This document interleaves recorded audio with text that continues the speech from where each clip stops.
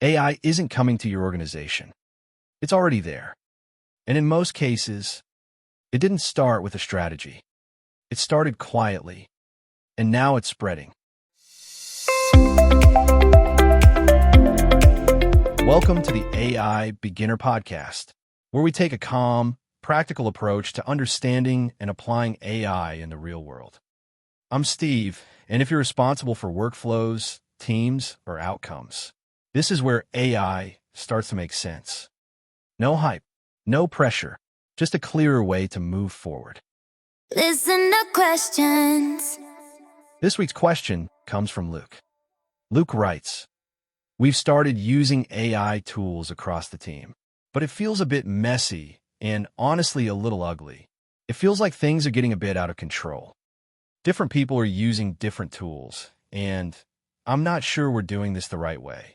What should I be doing to keep this from going off the rails?" Luke, this is a really good question. And more importantly, it's a very common situation right now. We've talked about similar topics before on the show, but it's really becoming a big deal lately. What you're describing isn't unusual.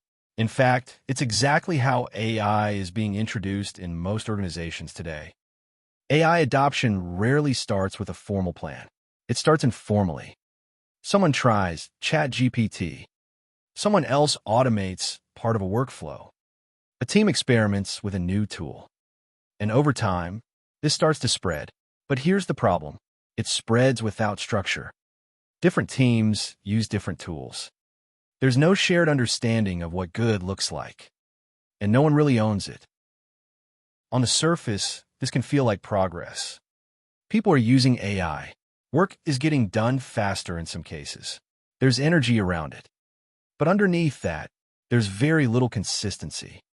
And that's where things start to break down. You start to see inconsistent outputs. People making different decisions about how to use AI. No clear guardrails. No defined ownership. And from a leadership perspective, this becomes very difficult to manage. Because AI is being used, but you can't clearly explain how or where the risks are. The real challenge isn't AI. It's how AI is being introduced. Most organizations don't have a rollout strategy. They have scattered experimentation. A better approach doesn't start with tools. It starts with structure. First, understand your baseline. Where are you today? What's actually happening? Then, introduce a controlled pilot. Not everywhere, just one workflow. Then, measure what improves before deciding what should scale. That's how capability is built. This is exactly why I created the AI Capability Rollout Framework. It's not about tools. It's about giving organizations a structured way to move from experimentation to something more deliberate. Guardrails first, then a controlled pilot, then measurement and responsible expansion. Nothing flashy, just a practical system that works in real environments. So Luke, let's actually answer your question directly. If things feel messy and a bit ugly, you're not wrong. That's exactly what happens when AI starts spreading without structure. Here are 4 steps you might want to consider. Step 1, get visibility. The first thing I would do is not try to fix everything. It's simply to get visibility. Where is AI actually being used today? Who is using it? And for what types of tasks? Not in a formal audit, just a simple understanding. Because right now, you can't manage what you can't see. Step 2, define basic guardrails. The second step is to introduce some very simple guardrails. Not complex policies, not long documents, just clarity. What's okay to use AI for? What's not okay? What kind of data should never be entered into these tools? Even a small amount of clarity here can reduce a lot of risk very quickly. Step 3, assign ownership. And this is one most organizations skip. Who is actually responsible for how AI is being used? Not at a company level, but at a practical level. Someone needs to be able to say, this is how we're approaching this. Without that, everything stays informal. And then the fourth step is to resist the urge. to scale everything at once. Instead, choose one workflow, something low risk, but meaningful enough to learn from, and treat that as a control pilot. Define what success looks like. Measure what improves. That give you something real to build from. If you do just those four things, visibility, guardrails, ownership, and a control pilot, you move from "this is ugly" to "this is starting to make sense." And that's really the shift. Not more tools, just a more structured way to introduce AI.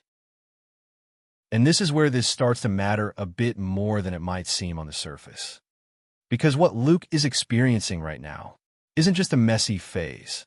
It's actually the very early stage of how AI shows up inside most organizations. And I want to pause on that for a second. Because if this feels a little chaotic, a little inconsistent, a little unclear, that doesn't mean you're doing something wrong. It actually means something important is already happening. It means people are trying. It means your team sees value. It means AI is already making its way into real work, not just conversations about it. And honestly, that's a really good place to be, because a lot of organizations aren't even there yet. They're still stuck in meetings, still evaluating tools, still talking about someday. Meanwhile, your team is already in motion. And yes, it might feel a bit messy right now, but that mess is actually the signal. It's showing you where the opportunity is. Because here's what typically happens next if nothing changes. Different people start solving the same problem in completely different ways. One person finds something that works really well, but no one else knows about it. Another person tries something once, gets a bad result, and quietly stops using AI altogether. Some teams move fast, others avoid it completely. And over time, you don't just get inconsistency in tools. You get inconsistency in how work gets done. And that's where things start to feel frustrating. Not because AI isn't useful, but because it's unpredictable. But here's the good news. And this is the part that most people miss. You don't need to fix everything. You don't need a full strategy. You don't need a big rollout plan. You don't need to standardize every tool overnight. You just need to bring a little bit of clarity to what's already happening. That's it. Because once you do that, even in a small way, things start to settle. You start to get visibility. You can actually see where AI is being used, what people are using it for, and where it's helping. You introduce simple guardrails, not to restrict people, but to give them confidence. What's okay to use? What to be careful with?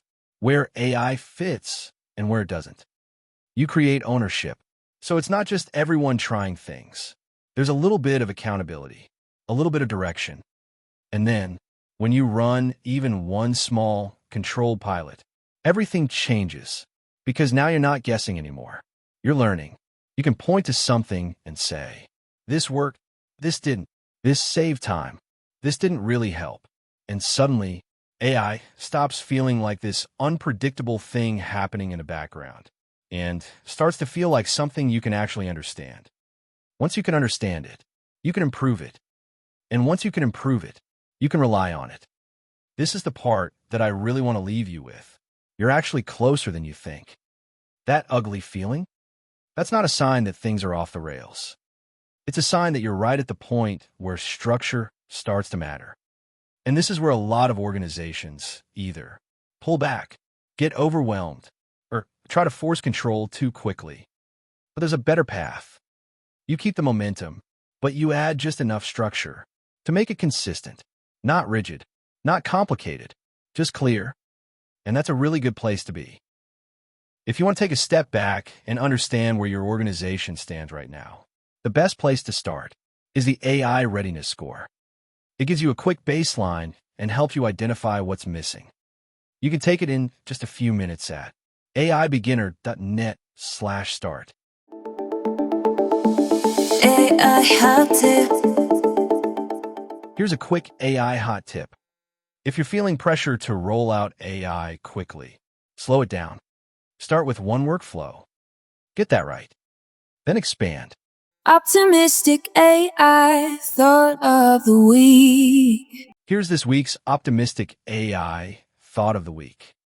The organizations that approach this with structure are the ones that will move forward with confidence. And more importantly, they'll avoid a lot of unnecessary risk along the way. If you'd like more practical resources for navigating AI in the workplace, you can find guides, tools, and the readiness assessment at aibeginner.net/start. And if you found this episode helpful, consider sharing it with a colleague who's trying to figure out how AI fits into their organization. Thanks for listening, and I'll see you in the next episode. Schnitzel beats and circuit dreams. Willkommen to the show of machines. Grab your bites and join the scene. AI beginner, let's turn the screen. AI beginner, pros to you. Hey! AI beginner, let's compute.